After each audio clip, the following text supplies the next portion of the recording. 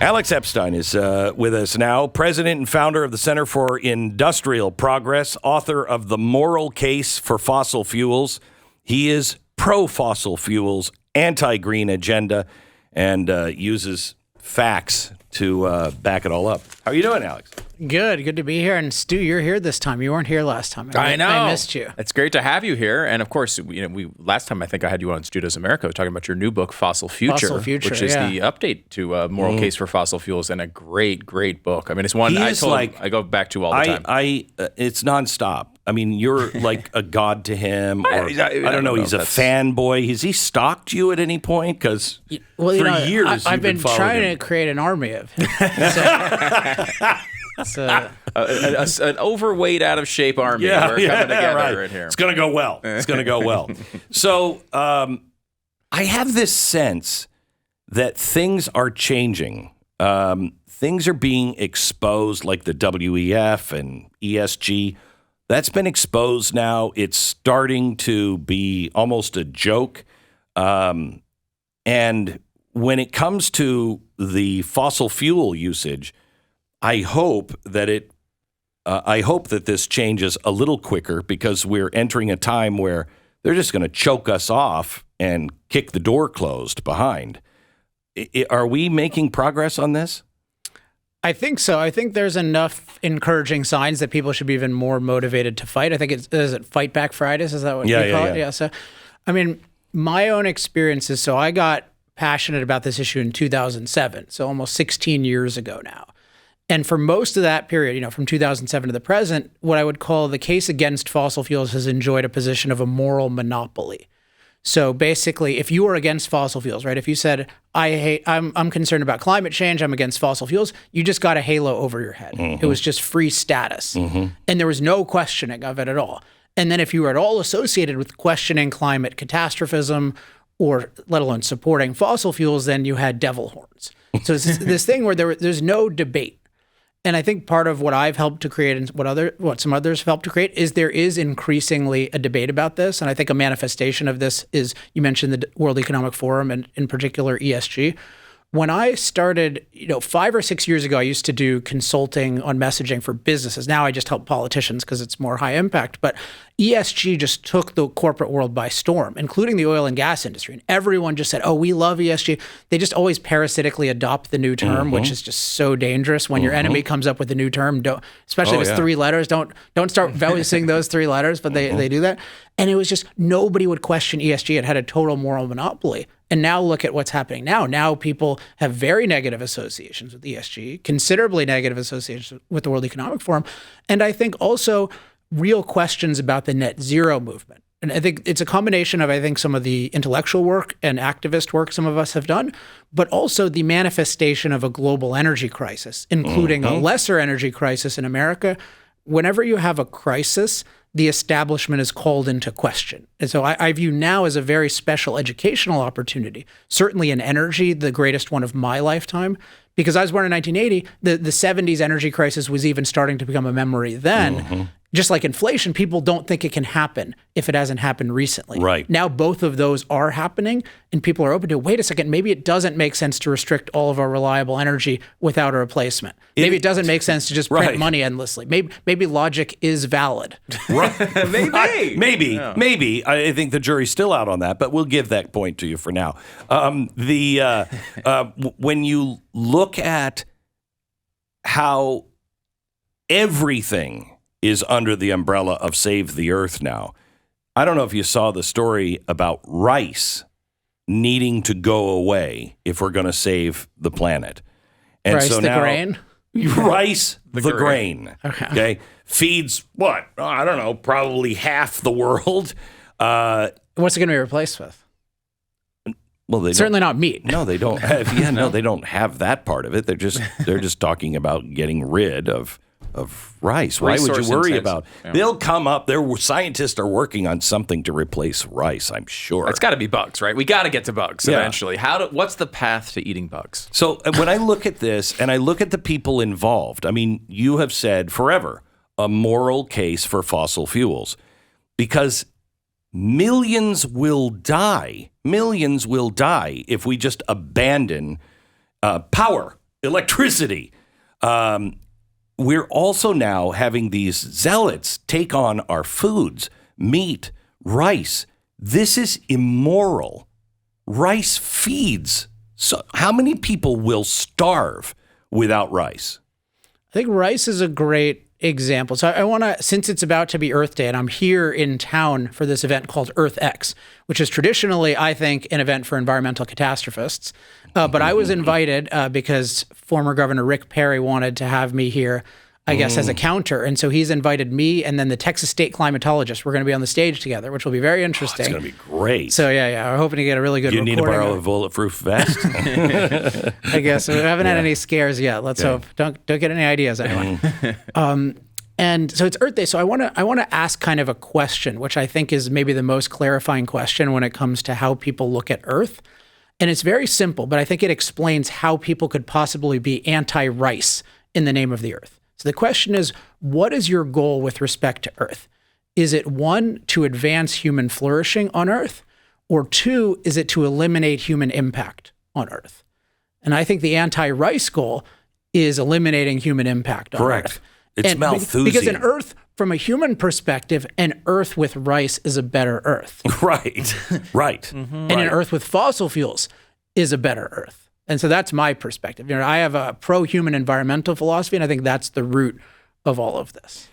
What is your stance on fossil fuels being fossil fuels, or just some natural thing that, I mean, apparently it's bubbling up from the ocean floor all the time. It's part of nature. Yeah, I think it's mostly, I mean, there's more of a question for gas, but I think it's mostly ancient biological matter. I mean, this stuff can naturally occur. You see that on Saturn, like hydrocarbons, which are, that's what fossil fuels are. They can naturally occur. But if you look at, and this is not my area of expertise, but if you look at how people explore for oil, like they're geologists who study the history of life. So the vast majority of people I know who are actually finding this stuff definitely believe in what's called the biogenic theory. And wouldn't that be just the perfect way for a self-sustaining ecosystem to work, that it would take stuff that has died and is being regenerated into something else that is useful? Well, I mean, the criticism would be, I think it's a good point. The criticism is, we're taking it at a faster rate. So we're burning the stuff at a faster rate than it decomposed. Now, from a certain perspective, why, and from my perspective, like, why do I care about that? Because we don't need to use the stuff forever. We use the stuff and we discover better things like nuclear. So we've got more than 10 times more, quote, fossil fuel underground than we've used in the whole history of civilization. We're not running out of it. We're running out of the freedom to harness it. That's what's correct. That's what's scary. So, it's a great thing. Another perspective that's even more controversial is, well, in a sense, we're returning the CO2 to the atmosphere because we had very high CO2 that was absorbed by like a lot of marine organisms. We're returning it to the atmosphere. Isn't that more, quote, natural? So it's interesting that they hate anything that's impacted by humans, even if we're making it more like it used to be. Correct. When you look at the road we're on, especially this push from Biden and the World Economic Forum to get all cars to be batteries, I mean, the whole thing falls apart. When you just start to take it logically. Do we have the transmission lines to be able to put all of, wherever you're getting it from, let's say, ancient space monkeys come down and teach us how to make more electricity. We don't have the power lines to distribute this kind of stuff that fast, do we? Certainly not now. I mean, I just think of it as it's very valuable, I think, just to return to basic principles. And the basic principles of, a free economy is, what do? If you have a good idea, you are free to offer it to the market and see how it goes. It is not a good idea to try to make 67% of new U.S. vehicles electric by the year 2032 for a million different reasons, which is why it's not even close to happening. We have 6% adoption with massive government subsidies. People don't want these things. And the basic reasons are they're not as cost effective for the typical person. And we have a decline in the availability of reliable electricity. And why would you have a massive increase in demand? Correct. But you have car companies that are going out of the combustion engine. I mean, yeah, they're I mean, it's one of these situations where there's if everyone else is doing it, it can't be that bad. It's just people really think, oh, if the government is behind it, if Joe Biden's word is behind it, it must work. Like some politicians just think they're just magical. Like they can just say words and then those words will just come true. So they can just say, oh yeah, by 20. But look at Newsom, right? I mean, 5 days after he announced no more internal combustion engine vehicles in 2035, he had to tell us as residents of California, don't charge your EV. And by the way, don't use your air conditioning during a heat wave. This is with the few percent EV penetration. And they're talking about making it close to 100%. So what's happening is the worst crackpot ideas are being dictated. This is why we don't want anyone's ideas dictated, even smart people's. What's problem is these people aren't only dumb, but they're anti-human at the core. They're against energy, right? You see them being against rice. They're against, really what they're against is human impact. So it's the combination of the evil of government, quote, planning, which is just government dictating, combined with an anti-human motive. At least the communists had a semi-anti-human motive, had a semi-pro-human motive. But the Greens, their core motive is eliminating human impact from Earth. So you don't want people dictating you to hurt yourself. It really is fascinating. Now they say, look, they're saying it is a pro-human outlook. They're saying there's a catastrophe around the corner. We have to stop it.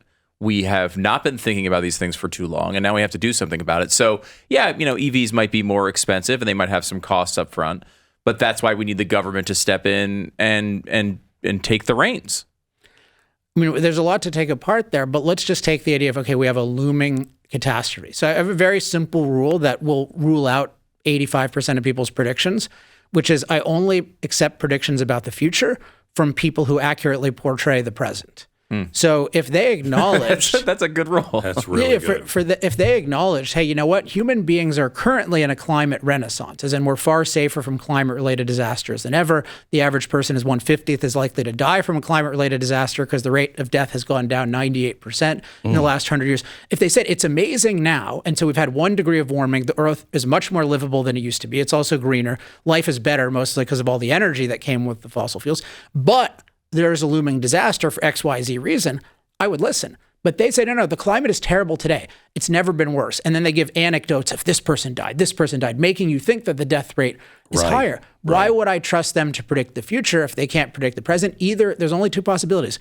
Not of trusting them, but they're only doing it because 1, they are ignorant, or 2, they have a different goal. And this goes back to, is their goal to advance human flourishing on Earth?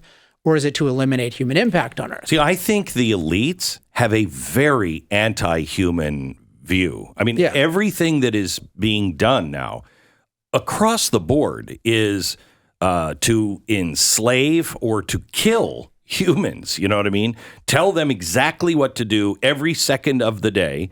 You're gonna have to walk if you live in this area. There's no cars for you. Your car can only drive so far. That's crazy. And I think they have a real Malthusian attitude. And I think the majority of the people who are just lapdog followers are ignorant of the real facts. Yeah, I mean, I think Malthusian's actually charitable to them.